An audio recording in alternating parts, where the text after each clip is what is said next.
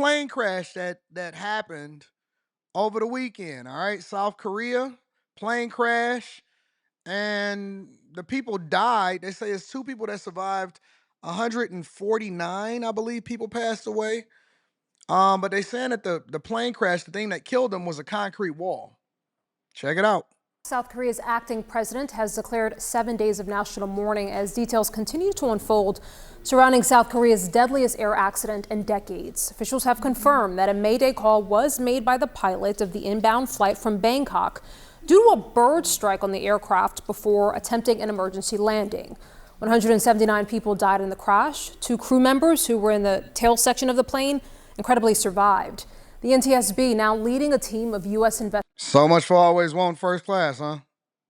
investigators to assist South Korean authorities. CNN's Mike Valerio is at the crash site in Muan, South Korea, and has this report. Well, we're getting a better sense of how expansive the debris field is, and right now we're only a couple yards away from the epicenter of the debris field. That is the tail section of the Boeing 737-800, which managed to survive relatively, and I stress relatively, intact, 15 yards high. And this is the section of the plane where the two survivors were pulled from, rescued by first responders minutes after this plane was engulfed in flames. So we're going to pan to the left. That's where you can see this massive yellow crane that will be charged with moving pieces of the wreckage. Then we're going to pan down, and you can see parts of the aircraft that were hurled, jettisoned beyond the cinder block perimeter of the airport. And this is what investigators from South Korea, the NTSB from the United States, will be poring over, scouring over as they investigate certainly what went wrong and were there any mechanical issues that contributed to the landing gear not deploying. But, you know, I think we got a better sense during the day as we pan further to my right, just showing you that some of this debris was hurled from the aircraft a distance longer than a football field. Just to give you the sense of the force of this crash, during the daylight hours, we saw tray tables, yellow inflatable vests, seats that were mangled, and members of the military that were combing this area that we're looking at after sunset, looking for... And bodies. Throw that in there. And bodies. When you get on a plane, most of the time, you know what's so funny? We get so much visibility because let's just say, for example, if a plane crashes or something like that, that is going to get a ton of visibility. That's going to be a thing that's going to be front page news. Oh my God, plane crash, Boeing 737. You are like 2 million times more likely to die in a car crash. Or if you're driving through Chicago in the wrong hood on the south side, you're like 200 million times more likely to die in a car crash than you are a plane crash. And they're going through and they're giving you the insight and the details, and we're going to get to that in a second, but you're like 200 million times more likely to die in a car crash than you are in a plane crash. But because of the way that they market it to you, we're more scared to jump on a plane than we are in a car. Ain't that crazy? We just get in the car and we don't even think twice about it. I know I do. I'm not afraid to get on a plane at all. I've never been afraid of flying in the first place, but we just jump on a plane and we don't even think twice at all. Or in a car, we don't even think twice at all. We just get straight to it. We in it. We jump in the car. A lot of us take off without even put our seatbelts on and all of that. But you are way more at risk. We want to get our kids licensed when they're 16 years old. You're way more at risk in a car than you are on a plane. So I don't think that this necessarily means that you should be fearful of flying, but let's get more to the details. For potential human remains, looking for passengers' belongings, and catalog. Somebody said you better start asking questions instead of believing all of these stories. Okay, you ask questions and then what? Let me ask y'all a question, just in general, because I like to come up with my own little theories based off of my lived experiences and looking at the details of a lot of different things. Maybe not this one so much so, but I come up with my own theories on a lot of things. Let's say, for example, you start asking more questions, and then what? And then what? What you gonna do about it? I'm just curious. Because I know that people say, you better start getting woke. And then what? When you wake up, then what you gonna do?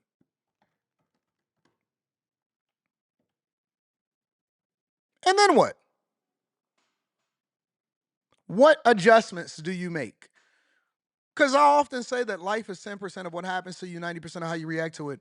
So then, what course of action does that then determine that you're going to do?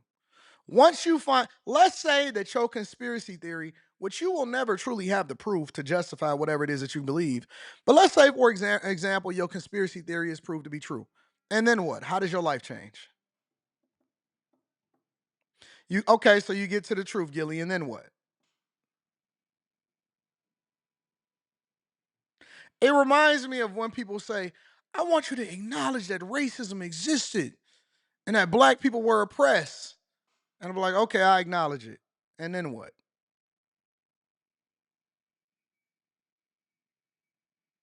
Do you feel like and I'm not criticizing, let's be clear, because a lot of times, the chat is my co-host and I like to ask questions or I like to have conversations and go back and forth.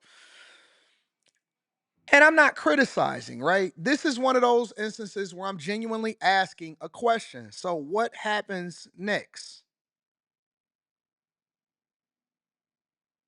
Then what? Like I want to know how people move differently. Okay, you get the information. What does that translate into? Most people don't change their lives. They just go online and gossip some more. And they say, "Hey man, Anton, have you talked about this?" I'm like, "Yeah, I talked about it already."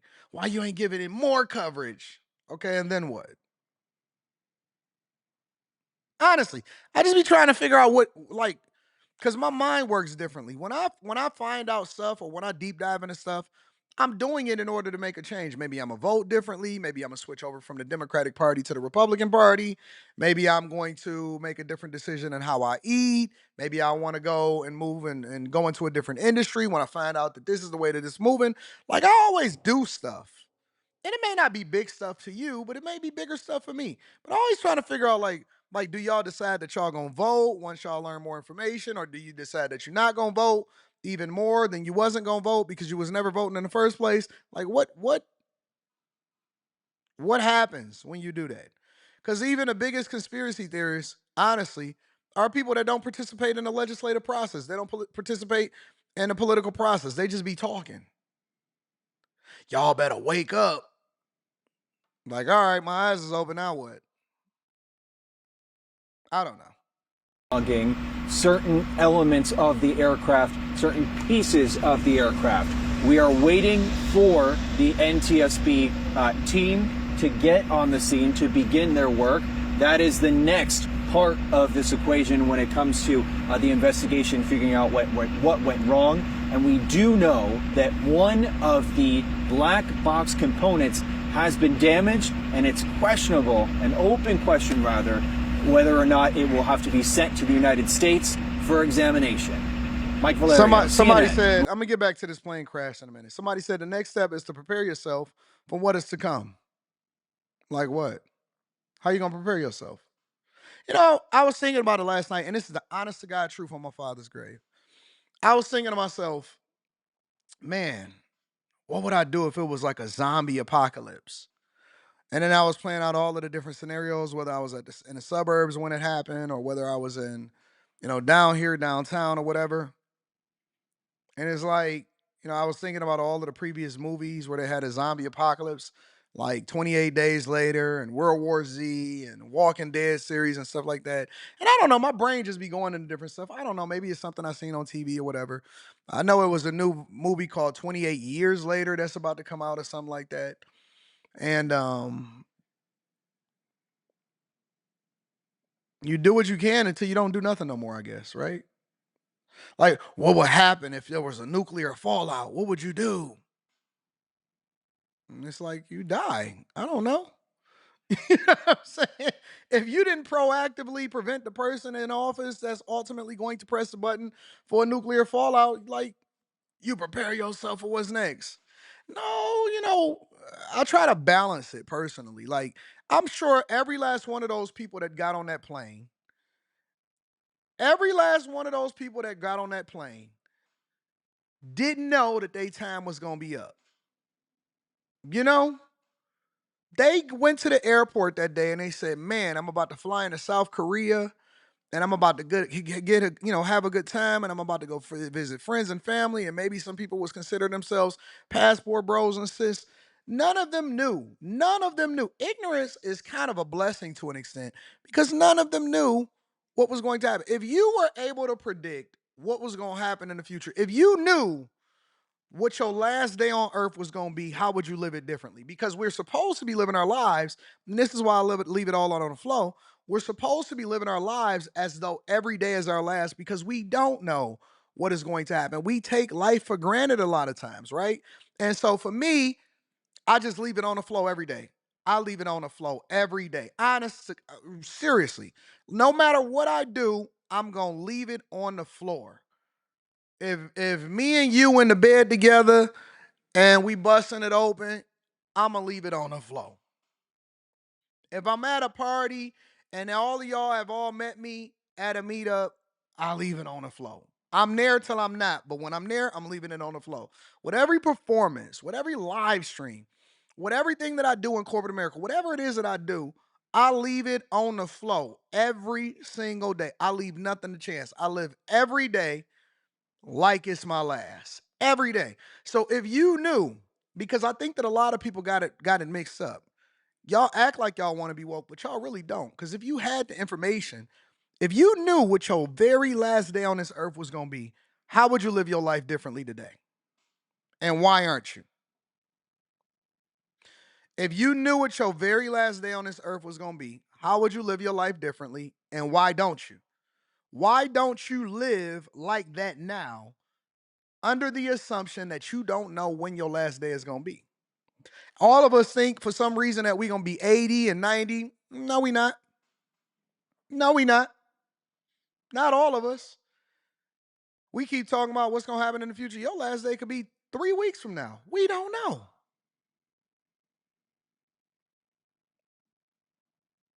I'll leave it on the flow. I leave it on the flow. I do everything I can and then I leave it on the flow. Muan, South Korea. More information this morning is coming to light this morning in the deadly Jeju airline crash that left 179 people dead in South Korea. Officials now say that the pilot made a mayday call reporting a bird strike just before the emergency landing at Muan Airport. South Korea's acting president ordered an emergency safety inspection of the entire country's airline operation system. Let's bring in now aviation attorney Justin Green, who joins me here to discuss. Justin, great to have you in the studio this morning. Good morning. Thanks for having me. You have been a part of litigation with crashes in the past like this. I'm curious sort of your first top line reactions when you see that pretty horrific video. Well, I think the first thing, my heart goes out to the families. 179 families now are suffering and looking for answers, and they're going to find that the answers are relatively slow in coming. The second issue is we kind of know what happened. You know, we have video of what happened. The airplane did a belly up landing. They did it fast. They ran off the runway. They hit a wall. They burst into flames. The big issue is, you know, why it happened. And the investigation is going to look at every single factors. But the key pieces of evidence are going to be the black boxes, the digital flight data recorder, the cockpit voice recorder, and then the actual wreckage. You know, the wreckage, most of it burned up, but the engines are really the key pieces. And the mayday call about a bird strike, they're going to look at both engines and try to determine what caused what looks like a loss of power. Yeah, and say more about that, because as we hear about possible causes, bird strike, as you just pointed out, we're now hearing that the pilot made that mayday call. Obviously, the landing gear, clearly there was an issue with the landing gear, that malfunctioned. But multiple aviation safety experts that I spoke to yesterday on our air said those are independent issues. One should not impact the other. And I'm just sort of curious if you think that maybe more than one factor was at play here. Well, in almost every major accident nowadays, there is more than one factor. A single point failure is not supposed to happen. Aviation safety is based on redundancy. So they have two engines, they have multiple hydraulic systems, they have backup systems. So in here you have a confluence of factors that most likely caused it, which may include problems, the bird strike seems to be the initiating factor. But what happened to the systems after the bird strike and how the pilots handled it, that's going to be the focus of the investigation. And answers are going to come out relatively soon once the data from the black boxes are downloaded. Is that the type of information that you would expect to be also released publicly relatively soon? Because I imagine you have 179 people who didn't live. Nothing is going to be released relatively soon because they got to make sure that they mitigate the damage and the potential payout that they got to have to the families that were affected by this whole plane crash. Nothing is going to be released soon. Everything is going to be meticulously poured over. There is a chance that there could be litigation following this. Yeah, there almost certainly will be litigation. The airline, under the international law, owes a responsibility to the family to compensate them for their losses.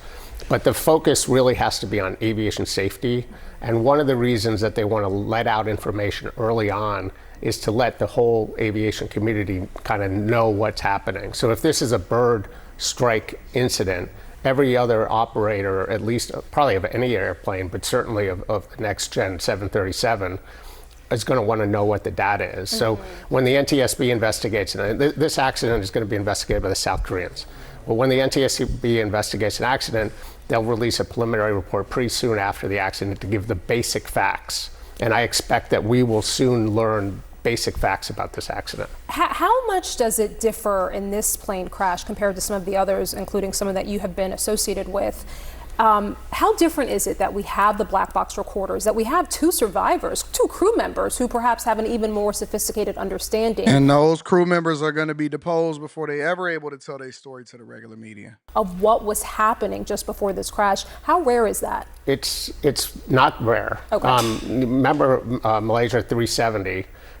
They lost the airplane, so they never got the black boxes. So we all speculate and we have pretty informed ideas of what happened there, but we don't know what happened. They never got the black boxes. Get the heck out of here. Because the black boxes were not available. Almost every accident, even if it crashes into the ocean, they'll eventually find the black boxes, bring them up, and download them. So it's not rare. We have plenty of evidence. We have video evidence. We got air traffic control, communications. We're going to have the black boxes. This is not going to be a mystery for long. And then just talk to me, having worked with the victims of those who have perished in plane crashes before, what that process is like now for all of those families. It's really, really horrible. Yeah, we all know that that's horrible. I don't believe that they wasn't able to find the black boxes for that Malaysia crash at all. A lot of people are saying they avoiding 737s and Boeings. 737 and the Boeings didn't have anything to do so far from what I've been reading and researching for this crash over in South Korea. It had nothing to do with the plane itself. They're saying that the bird hitting the plane or whatever it is a completely separate issue from what happened on the runway, because the way that the people died had nothing to do with the plane plummeting and falling to the ground. It had everything to do with the fact that it skidded across the runway and it ran into a concrete wall, which then burst almost the entire plane in the flames. So I'll stay on top of this and I'll keep you guys updated on what's happening throughout these streets.